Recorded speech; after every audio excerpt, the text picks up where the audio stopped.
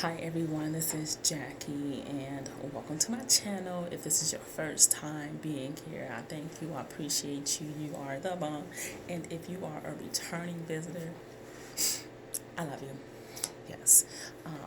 But before we get started, just be sure to like what you like, push the like button if you like what you hear, and subscribe. I appreciate that as well. Leave your comments and questions below.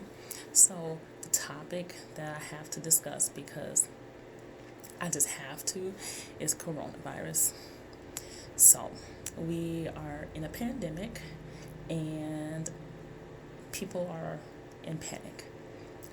And I don't know if that goes together, but basically, when things are an epidemic, it just is the first that we've seen of this type of virus somewhere. That's an epidemic.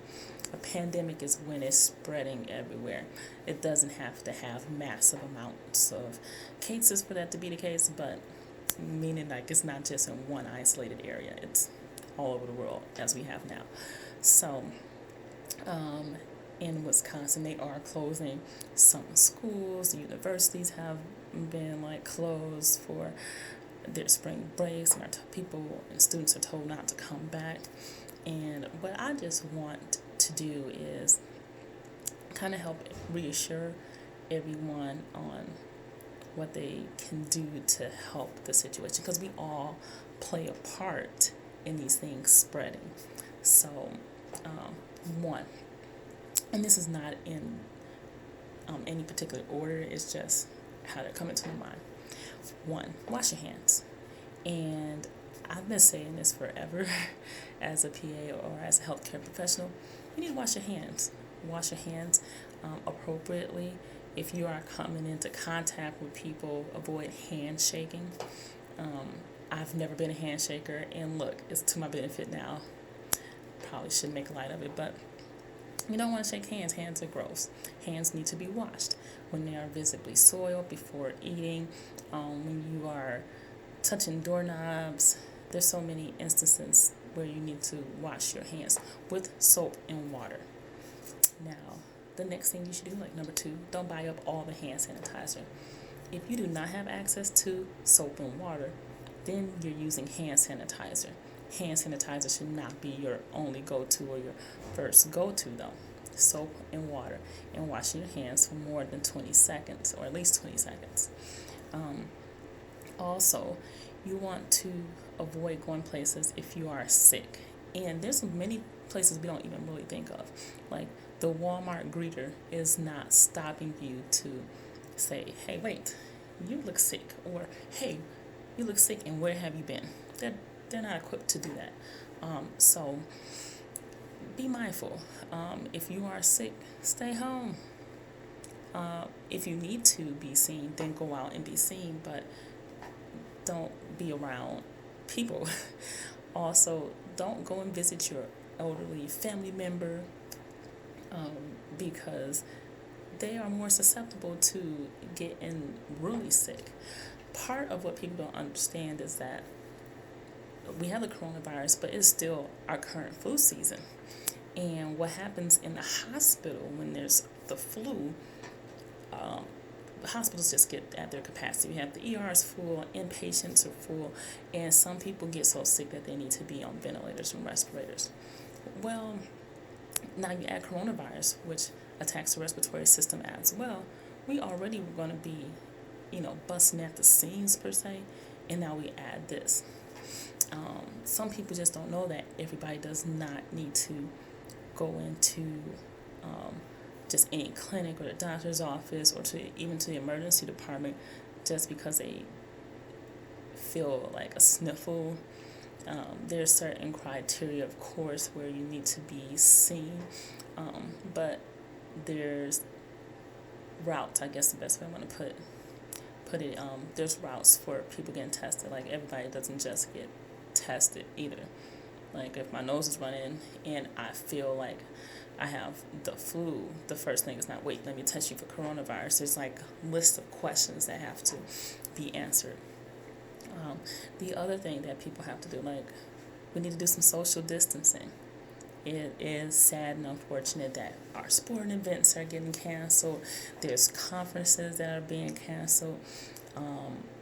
There's conferences that may still be canceled, and we have to kind of think about the people who are carriers, because you don't necessarily need to have the full-blown symptoms. You could be carrying the virus on these things and pass it on to somebody who does not have a strong immune system, and who would get this illness and could get really sick or die. And the biggest thing we can do right now is just control that. Now, nothing's going to be perfect. We don't have all the answers, because you got to remember, the powers that be, they give us the answers, and it's only the answers they want us to have. We are behind in testing. We may seem to have fewer cases of the coronavirus, but that's only because we tested way fewer people for the coronavirus. And this is just my opinion. We have restricted travel from places when we really need to focus on containing what we have and not letting it spread. If you have questions, you definitely should get in contact with your health department. Your local health department should have a plan in place. Stop just listening to everything and just reading everything and then operating out of fear.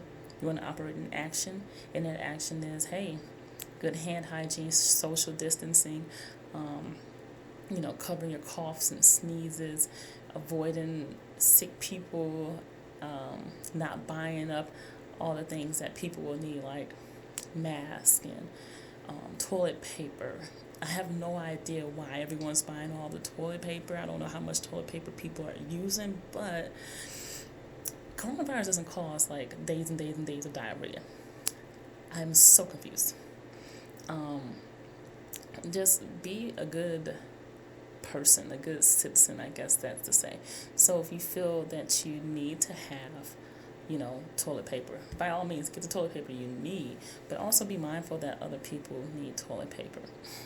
And then I heard from one of my patients that, people are buying up all the baby wipes because the toilet paper's out. What are we going to be using for the babies? Look, I know we can go old school and get the washcloth soap and, wipe things, but come on, y'all. Don't panic. Have some faith. And some, if you don't have faith in the government, have faith in, just being able to discern, oh, wait a minute, let's look at the numbers. See how many people are severely affected by this and go by that. Now, everybody's entitled to an opinion. I'm giving an opinion from my own medical experience and the information that I am being, that I've been reading. It's not just a Facebook or a Fox News thing.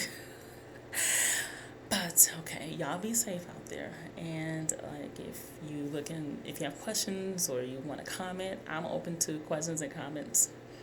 Drop them down below and check out my description for how you can follow me on social media and my blog. Thanks. Bye.